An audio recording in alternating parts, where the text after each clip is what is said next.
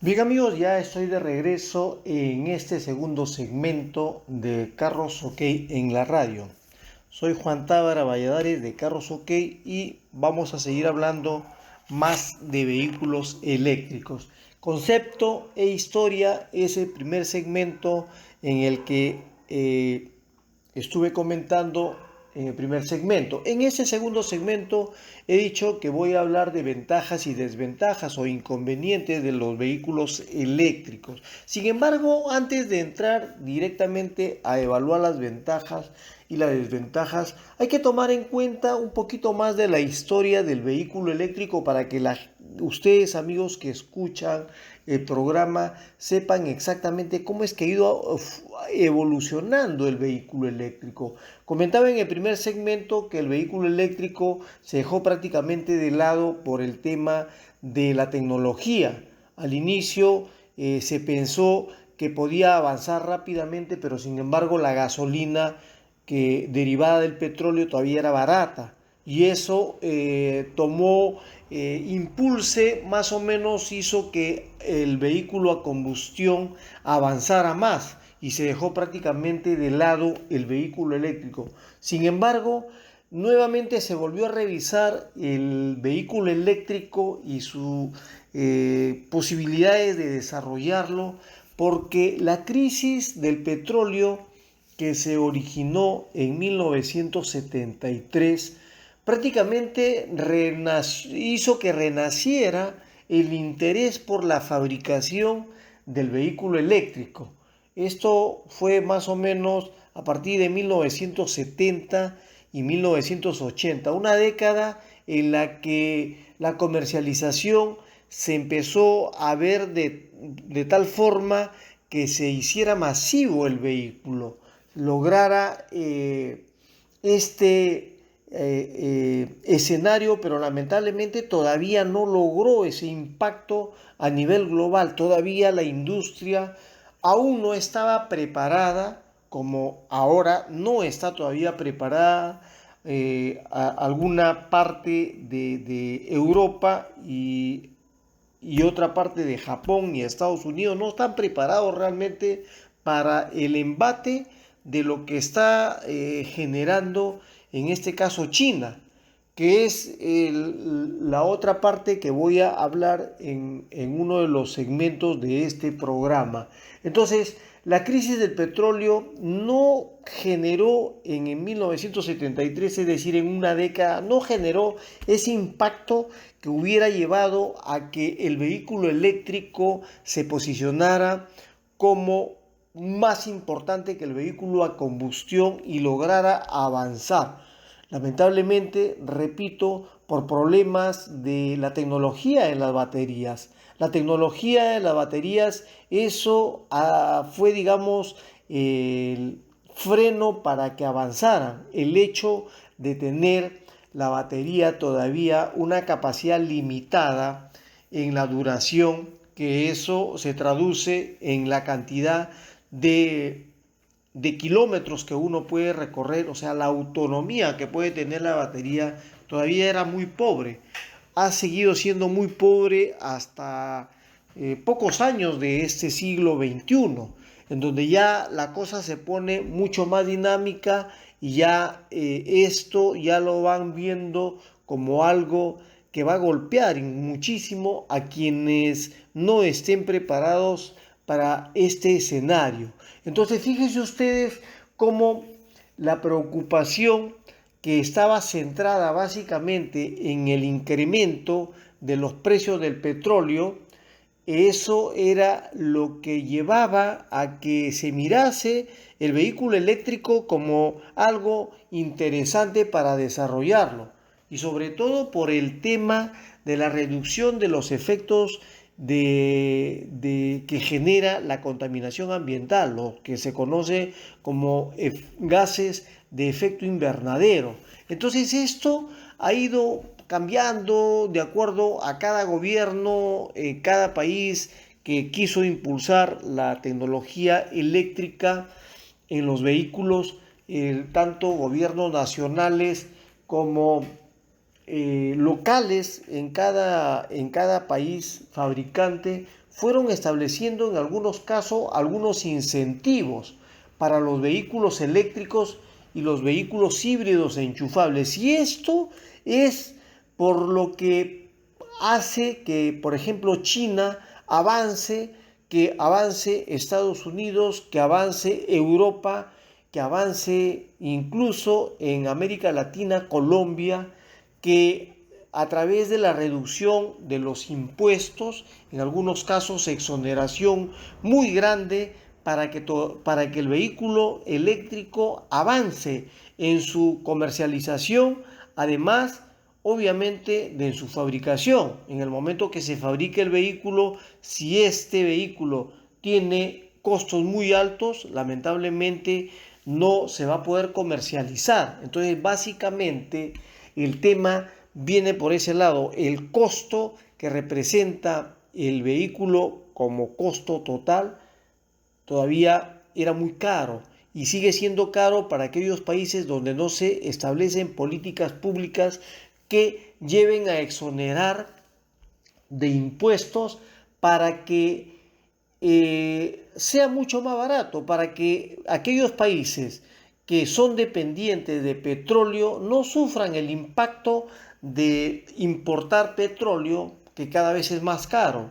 Y lamentablemente, si los países no tienen petróleo, van a depender de este esquema para que cada vez los productos se adquieran y sean más caros. Por eso es que la movilidad es sumamente importante y el costo de la movilidad se traduce en un efecto que hace un efecto de espiral de precios que hace que el vehículo, el costo de lo que uno compra se vaya incrementando, vaya subiendo en espiral.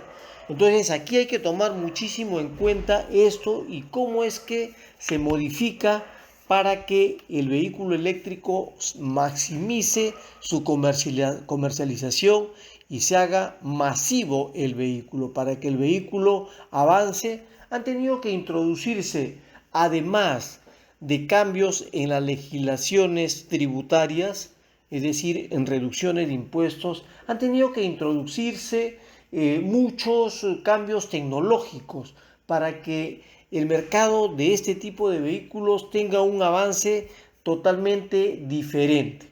Si lo comparamos, por ejemplo, dentro de las ventajas que tiene el vehículo eléctrico frente a un vehículo a combustión, definitivamente el vehículo eléctrico es mucho más silencioso.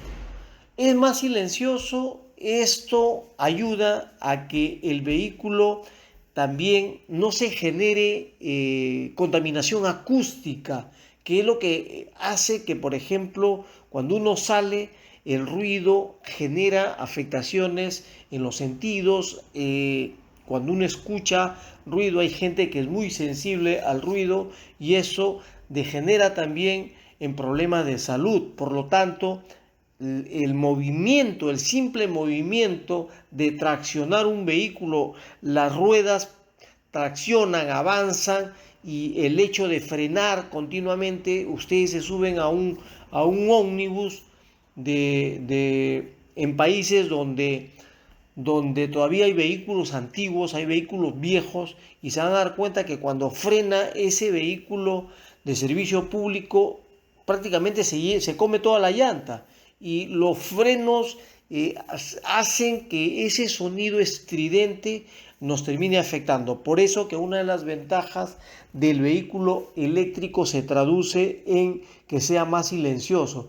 Por otro lado, el hecho de ser menos contaminante definitivamente se traduce en un tema que es fundamental para que no nos afecte por el hecho de los gases que el vehículo o los vehículos botan por los tubos de escape, ¿no? Hay vehículos que tienen dos tubos de escape. Esos vehículos con dos tubos de escape definitivamente ya tienen una mayor capacidad de emitir contaminación porque tienen una mayor potencia, tienen mayor caballaje, tienen mayor torque. Entonces eso va mermando la salud que como ciudadanos necesitamos cuidarla realmente, ¿no? Porque no es barato enfermarse, resulta muy caro.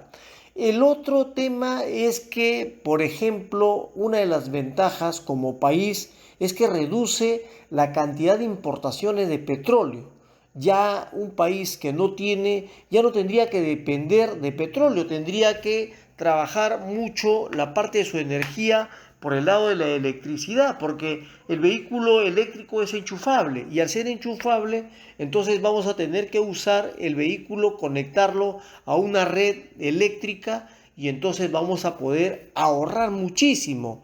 Si un vehículo recarga con 15 galones de combustible y asumiendo, para ser exacto, si el combustible cuesta 20 soles, obviamente hay gasolinas más baratas, pero pongámoslo en 20, con un tanque de 300, de 15 galones de combustible a 20 soles el galón, medidos en moneda nacional peruana, estamos hablando que el costo es de 300 soles en promedio, ¿no? Entonces fíjense ustedes que 300 soles es lo que le va a rendir el consumir los 550 kilómetros, los 600, los 400, los 450, los 300 kilómetros que le dé el vehículo de acuerdo a cómo está configurado. Si es un vehículo que tiene una mayor cantidad de cilindros, va a tener un mayor consumo. Un vehículo de 6 cilindros y un vehículo de mayor cilindrada, obviamente que la autonomía del combustible va a ser menor, por lo tanto el gasto va a ser mucho mayor cuando ustedes lo conduzcan.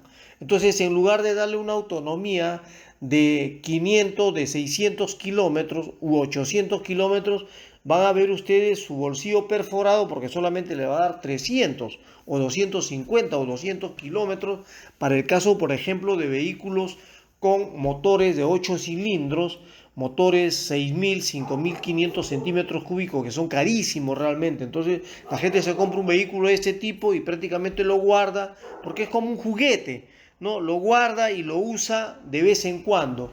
Entonces aquí tenemos una gran ventaja de que se reduzca el precio del combustible para que cada vez que vayamos a recargar el vehículo nos resulte más barato. Definitivamente la electricidad nos va a resultar muchísimo más barata que recargar, por ejemplo, los 15 galones de combustible. Y se carga la pila, dependiendo del tipo de pila, esta se puede cargar en 8 horas, en 5 horas, en 3 horas, dependiendo, repito, del tipo de pila. Entonces aquí es muy importante el hecho de tener esa ventaja comparativa frente al vehículo eléctrico, el vehículo convencional. Entonces acá tenemos tres elementos, tres ventajas muy importantes. Voy a seguir comentando más. Por ejemplo, el mantenimiento del vehículo y el costo del combustible, ya lo comenté, es mucho más barato. El mantenimiento definitivamente también. ¿Por qué? Porque el vehículo eléctrico tiene una menor cantidad de componentes. Todos los componentes que ustedes ven en el motor convencional prácticamente desaparecen.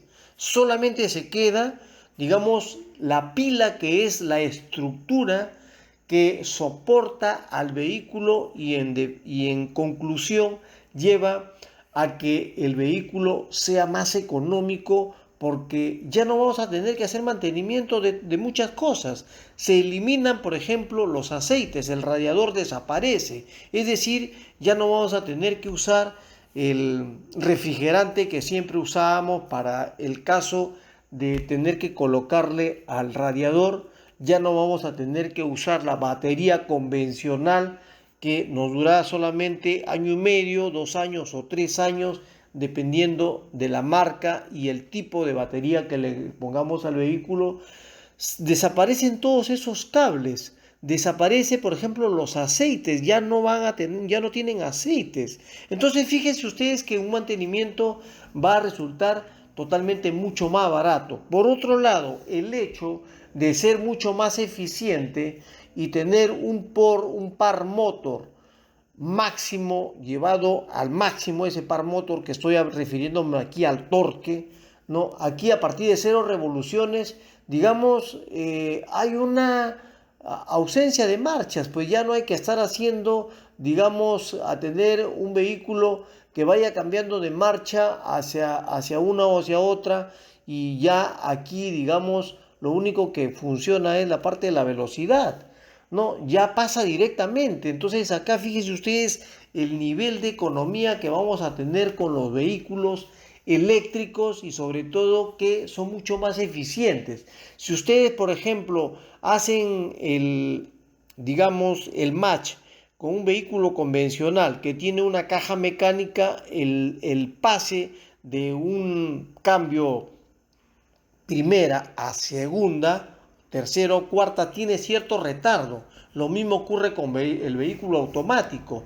Entonces, ese retardo se reduce, se elimina prácticamente, y ahí está que eso se transfiere en economía de combustible a la vez, por tener una mayor eficiencia y porque se parte de ceros revoluciones, es decir, el torque prácticamente queda, ya ese par motor que teníamos en los vehículos convencionales prácticamente desaparece. No desaparece en el vehículo híbrido. En los carros deportivos también esto también tiene un sistema de una potencia que se distribuye en las ruedas, y el control del par motor de cada uno le genera una mayor estabilidad en las curvas, que obviamente se traduce en una mayor seguridad. Voy a regresar en el tercer segmento para seguir hablando más de ventajas, desventajas e inconvenientes, y si de repente al llegar al cuarto segmento no alcanza para poder hablar más de vehículos eléctricos, entonces les prometo que en el siguiente programa de Carros OK seguiré hablando más de tecnología vehicular eléctrica. Regreso entonces en el siguiente segmento, no sin antes pedirle que se suscriban a nuestro canal de videos y también a Spotify. A través de Spotify lo pueden ver ustedes, escuchar ustedes en podcast, sube a YouTube también convertido en MP4, en video, para que este podcast ustedes lo puedan escuchar también vía YouTube. Así que regreso en el siguiente segmento, también no sin antes pedirles que ingresen a carrosok.com y revisen todas nuestras plataformas que tenemos ahí integradas para que puedan vender, comprar, vender, tasar, valorizar sus vehículos e inmuebles, y todo tipo de vehículos que deseen ustedes vender lo pueden hacer directamente creando su cuenta. Es fácil, crean su cuenta y luego a través de ella pueden administrarla para que suban todos los vehículos que tengan ustedes. Regreso en el tercer segmento.